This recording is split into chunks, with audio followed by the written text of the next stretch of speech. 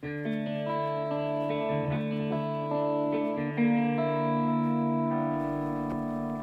consuetudine civile che il Capo dello Stato si rivolga a tutti i concittadini per inviare ad ognuno di essi il suo affettuoso augurio. La Repubblica Italiana fondata sul lavoro è una realtà che si afferma con forza sempre crescente, tutelata dalla cosciente determinazione di tutti i popoli, dalla fermezza democratica di coloro a cui il popolo ha confidato il governo della cosa pubblica e dalla lealtà democratica degli organi dello Stato. Viva la Repubblica, viva l'Italia!